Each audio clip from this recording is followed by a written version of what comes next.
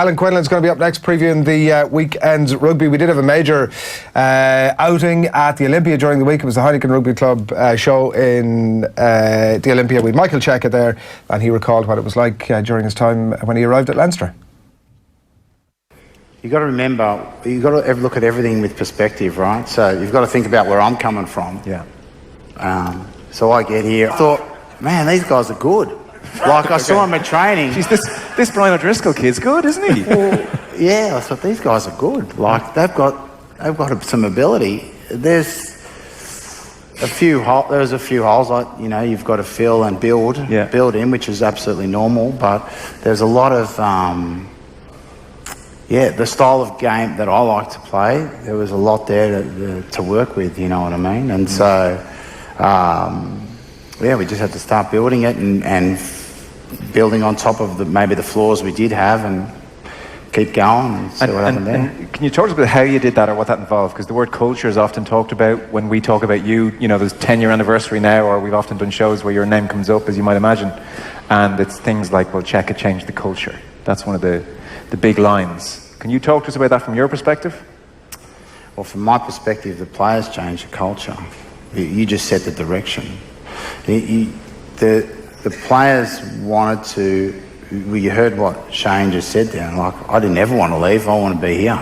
This is where I want to be, and once you realise what you actually want, I think that's where I can help them. Is say, what do you really want out of this? Like, do you want to hold up the trophy? Do you want to have a team that people in your town and in your province support and will be behind? And do you want to live in that world, or do you just want to play footy and go home at the end of the day? I think you've got to guide people there, but then they've still got to take it and run with it. You can't force culture, whatever that is. It's not a real great word for it, because that comes from generations and generations and generations of a nation's DNA. But they built that amongst themselves from the lead that was given, and very much player driven. Once they just got a bit of direction as to what to do, because you don't know what you don't know. Michael Cheika there from the Olympia during the week. That full piece is up on offtheball.com. Well worth your time. Alan Quinlan, good morning to you. Good morning, Adrian. You'd have been a Cheika hater, I presume, given your... No, I wasn't. No, I liked the emotion.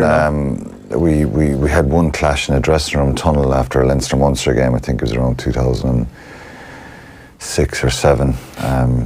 He was screeching at the referee, and I kind of intervened as well and told him shut up, and then he told me shut up, and then that was it. But we actually get on quite well together, and surprisingly enough. What? So that was it? Shut up, you shut up, good luck. Yeah, and a little bit of a few heated words. It was like what? That's all. I couldn't say, to be honest. It'd be too vulgar. Well, give us the clean version. Shut the F up. We both kind of repeated that a few times, and it was a bit of pointing fingers and stuff. It was nothing. It happened really quickly. No. We were a good bit away. I think he was just screeching at the referee about decisions that were going against Leinster in the first half. So that wouldn't be something you'd do. No, I always left the referees alone. I liked him. In fairness, I went to Australia last year with Sky for the tour, and he met me for an interview and stuff, and I actually sent it back here for News Talk. It wasn't for Sky, and he went out of his way to facilitate that and meet me in a coffee shop, and he's honest. He wears his heart on his sleeve, and he has that bit of fire in him. So he'd have been a good fit for Munster at some point along the line, wouldn't he? Yeah, he would, of course. He'd be, if you buy into, to be fair, what he did with Leinster was brilliant, and he had a ruthless approach. Not everybody liked it, and people who maybe got pushed aside didn't like him. But he's abrasive and very passionate about what he's trying to do. So if you get people buying into that and you get good players around it, he had that success. He tried it instead. The French rugby is, it can go anyway, and getting Australia to World Cup final in 2015, and he's had his ups and downs with Australia, particularly in the last year. There's been a lot of questions and a lot of turmoil, player personnel, all that kind of stuff going on there. But he certainly brought great success to Leinster, didn't he? And turned them around. Munster weekend, obviously, in the Heineken Champions Cup, so that's why we want to talk to you. The Joey Carberry news, obviously, was the first thing to get into ahead of the Edinburgh Munster game at the weekend. 1:15 tomorrow at Murrayfield. And before we get into the ins and outs of the game, Joey Carberry has extended his loan deal. Yeah, it's massive. I think it's caught me by surprise. I didn't know that he was looking to extend so quickly, because he's not. Obviously, hasn't the first year completed, but he's obviously happy there, and he wants to stay there. And I think Munster it's a real coup to get him to extend now. I think the thought process when he left Leinster was that maybe he'll do 2 years in Munster and come back to Leinster, and Johnny Sexton retires and all that kind of stuff. But that's not happening now, and he's obviously thrown his lot in. And I think it's easy for me to say as a former Munster player, but I think if you go down there, you've got to really ingrain yourself in the culture and the jersey and the people and the passion of rugby in Limerick and in Munster, all over Munster, the way it's grown. And obviously he's done that, and he's made a statement to say, I'm here to stay for another couple of years anyway. Rog is writing about him in the Irish Examiner this morning, and he's guessing that privately the Leinster management last year, when he left to go to Munster, would have been seething that he had to leave. Of course they would, and they would have every right to be seething. If I was in one of the Leinster coaches, I'd be saying, well, we put all the time and work and brought this guy from Clontarf and brought him into the academy and the group and gave him the opportunities. But I've said this many times, that's just the nature of the way it's gone on. It's the IRFU and look, maybe Jack McGrath moved to Ulster, and there's a lot of player movement, something that's happening more regularly now. But he clearly loves it down there if he signed up. That was a big one, he was a big name who was starting for Leinster, played a lot of games, starting at full back at times when Rob Kearney was gone, coming off the bench, a real contributor to that Leinster team, and an Irish international. So that was a hammer blow to them, because he would have been seen as the long-term successor, even though Ross Byrne was there as well. But they wouldn't have been pleased with that. But it's a massive boost to Munster to keep him, and he obviously likes it there, The exciting thing, almost, I think, about Carberry is that we haven't seen the best of him yet. I think there's a lot of growth yet. No, of course, yeah. I think he's going to get stronger and have more of a presence, and he has great natural skill and ability and evasiveness, and any 10 can always keep working on game management, no matter what level you're at. The best 10s in the world can have an off day with the boot and their tactical kicking and stuff, so they have to continuously keep working on that. And you'd imagine he's only going to get better, and I think he's a real good attitude, Adrian, as well. He's a lovely, calm demeanour, and I think he wants to keep learning, but he has a confidence as well, which is not a cockiness. And I think bar the Castaway game, he's been superb this year for Munster, and I love the way he bounced back from that disappointment of not just him, the whole team, but when you're fly half, and he missed a couple of kicks in that game, and then he went on an incredible run of slotting everything. It's a real good sign of the character as well. So he looks as if he's back fit this weekend, and he's good to go by all accounts. Is that It's massive for Munster. He's obviously, it's tricky when he's going to be undercooked because he hasn't played in over a month. And does it help Murray, like in terms of the baggage, right, that I suppose a lot of these Irish players are going to be dealing with post Six Nations, if such a thing exists, and you assume that it is hard to shake off a couple of months. Yeah, it does exist, and the worst thing can happen for any of the Irish players now is that something goes wrong early in one of the games tomorrow for them, like they drop a ball or miss a tackle or something. That will add a little bit more doubt. And does it help with Murray in that instance that there's a freshness he wouldn't have played with Carberry obviously over the last couple of months, because most of it because of the injury and that sort of thing? Does it help that there's a freshness then, and it makes it easier to say, well, look at that? Well, you have a real confident, top quality international player outside you, and of course that helps. With respect to JJ Hanrahan and Tyler Blandell, they're not at the level of Joey Carberry, and that's just a fact. So he's bringing real quality there. Now, he pulled out of the Cass game in Limerick, was it? And JJ came in and played really well, and he had a super game. So But to have Carberry there and the familiarity of working together, not just with Munster but with Ireland for the last 2 seasons as well. So yeah, that'll be massive for him. And the thing about your fly half is you want him to be dominant and vocal and stuff, and that's something Joey Carberry will get better at, because you've got to run a back line, make a lot of decisions. So he'll be vital in that front tomorrow. And the last time he was in Murrayfield, you know, he made a brilliant break and gave Earls the pass for the try for Ireland, you know. So it's vital that he's back, and he's a massive boost to Ireland, or to Munster. How worried are you? Very worried, because I just see this as a real... saying it's a banana skin is not fair in Edinburgh, because I think they're a very good side, and, you know, you always get the coaches speak or players speak saying, well, the opposition are good and they're this and they're that. I just have a real nervousness about this one, because based on Edinburgh's performances this year, they've... I wrote the results down there, but they won away in Toulon. In the Champions Cup particularly been excellent. Yeah, well look, they've so many Scottish internationals now in November, and Six Nations are going to be affected because all those guys are away. But, you know, they should have beaten Montpellier in round 1. They lost by 6 points in Montpellier. They beat Toulon 40 points to 14 in round 2. They won at home to Newcastle and then away to Newcastle. Now you could say Newcastle are down the table in the Aviva Premiership, but to win away in Europe is big. And then a 28-17 win in Toulon. Even though, you know, you can argue Toulon and Newcastle have been struggling in their respective leagues, but to win away like that in Europe, you go...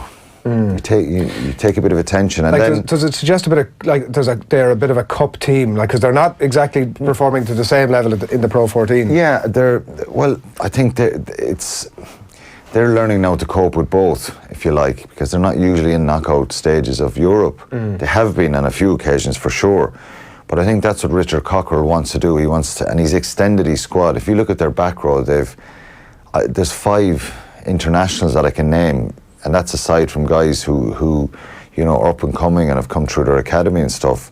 Magnus Bradbury, Bill Matha, John Barkley, Hamish Watson, Jamie Ritchie. He's 5 into 3 there, which is, who does he choose? Does he go for the 2 sevens and go after Munster's breakdown, or does he pick Bradbury at 6 and Ritchie at 7, 2 big guys with Bill Matha? Matha will start. So when you list off their players, W.P. Nell, Stuart McAnally, Alan Dell, they're Scottish front row. Simon Bergen is another tight head. They have Ben Toulis, Grant Gilchrist. They're Scottish internationals. The whole pack is practically the Scottish pack, and Watson has said this week that Munster should expect a real battle up front, and that's where it's going to be won or lost. And then they've recruited very well. Van der Merwe is a superb player in the back line, Kinghorn. And Darcy Graham is someone he's a bit like Jordan Larmour, and he started the last couple of games for Scotland. Unbelievable footwork. So they have a list of really, really good players, and because it's Edinburgh, you think, well, you shouldn't be as nervous and as worried as normal if you're going to the south of France, or if you're going to, you know, to Saracens away or something like that. But the stakes are big. Like, I mean, if Munster if Munster get beaten, the season's a write-off.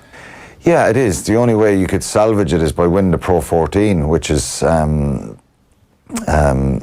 know, a small consolation, I think. The players themselves have been in the last 2 semi-finals, and they're trying to close that gap. They're trying to get their hands and really be at the top table in Europe, and getting into the last 4 in the last 2 years has been really good achievement. But you got to say it's a better Munster team this year. Tadhg Byrne coming into the squad has been sensational from Carberry.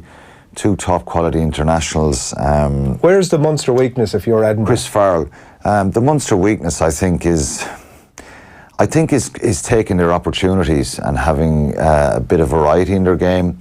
They have, you know, when Chris Farrell has played for him, he gives them a lot of options in that 13 channel of offloading. I think with Earls, Conway, they have a lot of pace. They have a lot of danger. You're giving me all the strengths now. Yeah, I know. Weakness is taking opportunities. They've stuttered. I think the performance away in Gloucester was one that went, that's what you want to see. They won 41-15 in Gloucester, and that was very, very impressive. It's a very tough place to go to Kingsholm. And then some parts of me thinks you go to Cast and you think of that performance where they were very inaccurate in what they were trying to do, and there wasn't a lot of variety to their carries. There was also the question, and we were talking about this, the kind of the tough nature of that game, and just to Side O'Gara as well this morning, he picks your name out. He says, Leamy, Foley, Quinney, Paulie, I knew that they'd knock the heads off someone, do whatever it took to get a result when the chips were down. Like, has that been missing at certain times? Well, that was missing maybe in Cast a little bit, where physically they just needed to dominate a little bit more. Look, the game has changed. You can't knock the head off anyone anymore. You can't, like, I know what he's trying to say, that it's about physical presence, but we'd been around for a long time before that. They're trying to get their own kind of brutality, if you like, up front. You want your pack to be aggressive and intimidating and dominant. And you know, they'd admitted themselves they were frustrated and pushed around a little bit in Cast. They still should have won the game. The flip side of that, as a unit, they went to Kingsholm and they fronted up. The front row were superb. They were aggressive. They were in the opposition's face. Their carries, their efficiency, the breakdown. If you remember that game, Stander runs out over someone, knocks him back, pumps the legs for 10 yards. That's the kind of stuff you want. Jean Klein, a few great carries, a couple of turnovers, big things, moments like that. That's what you want from your pack, and that's what they got to do tomorrow, because Edinburgh really fancy their chances here. So if one opportunity here, when I say what's their weakness, is probably taking their opportunities when they create something, if somebody makes a line break, and just being more accurate. They were very good at it in Gloucester, but probably not consistent enough throughout the pool stages. There's a lot of resilience in this side now, to be fair. They went to Exeter in round one, and that was a great performance to get a draw. They should have won that game. But then you go right on to round 6 and you think, the inaccuracies there, they won 9-7, you know, so that's a little bit of concern. But they're growing, and there's a lot of, the team is unsettled all year with the nature of the season, and they've got to try and put it all together very quickly, Johan van Gran, as of Edinburgh, because their internationals were away as well. They probably played more of them last week than Munster did, so call it first. Switch it on. A draw. It can't be a draw. If you're saying a draw, you're leaning to Edinburgh. I can't go against Munster, but I'm nervous. I think Munster might just. They've got to play well. You really think Edinburgh well. are going to win? I can tell by you. Well, you can say. I'm going to say Munster, but you can think what you want. I'm reading between the lines. I'll put it this way, and simple. I wouldn't be surprised if Edinburgh beat them. Yeah. But I think Munster will. They'll be very cautious themselves, and they know that, and that sometimes can ignite you. So Carberry's massive. He's a huge swing in Munster, maybe just nudging it. The bookies are saying 4 points to Munster. Yeah. Will they be intimidated going to Scotland? No. A lot of the players play there regularly, but if they've got to impose themselves and be accurate and cut out the mistakes. They're saying 15 points for Leinster. Can you see them hockeying also? Yeah, look. They're not going to hockey them, are they? 15 points seems extremely generous. Ulster are going to take a lot of from what they did in the pool stages, to be fair.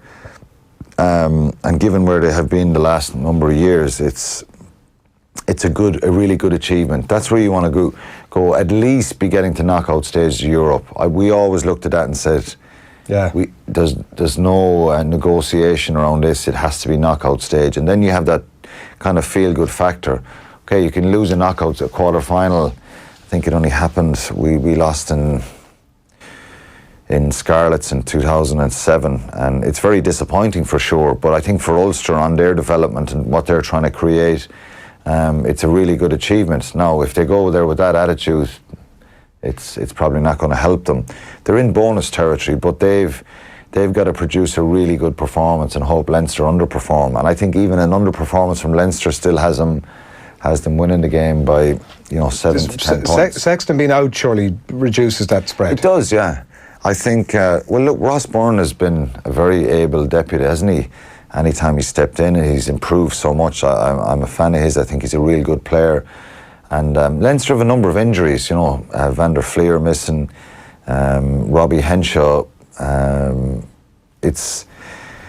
But they've coped. They were brilliant against. They started this competition, and people were comparing them to the All Blacks and saying that nobody could stop them when they beat Wasps 52-3 in round one. Then they lost against Toulouse and showed a little bit of vulnerability. For Ulster to have any chance of beating Leinster, this sounds quite simplistic. They've got to hold on to the ball for long periods and stop.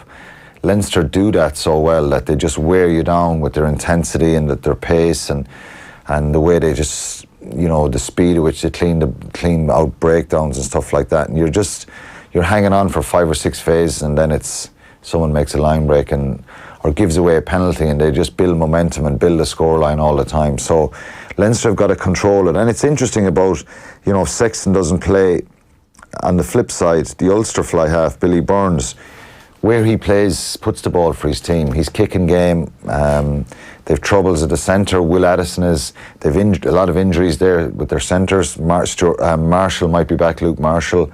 We don't know the teams yet, obviously, till later on today, but I think Will Addison's a massive loss to him. He's been superb this year, and he gives them a real creativity about them.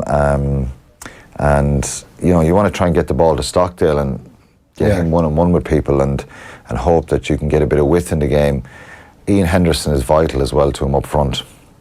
And Will Jordy second row, but there's so much intrigue, isn't there? Almost like the second row. There is, yeah. But I just don't think Ulster have enough of top quality players right across the board. They have a lot of really, really good players who are, you know, this is new territory, new ground for them. Jordy Murphy will have helped, you know, the psychology and the confidence and the self-belief, because he's been with Leinster for so long. He won a European Cup with them last year. Now he's gone up against his old team. So maybe he'll give him some insights about that detail. But it's not rocket science. They've got to front up and be physical. Leinster just impose themselves so well on the opposition. And when they get that flow and momentum, they're very hard to stop. You're going Leinster? Yeah, I'm going Leinster, yeah. So Edinburgh, Leinster, and in the Sale Connacht game. You're going with Edinburgh, I'm saying Munster. Sale Connacht game. That's like they've won each, obviously, know each other in the pool stages. And Sale are very strong, to be fair. I think it's going to be tricky for Connacht. The way they've played all season, you think that they will throw caution to the wind.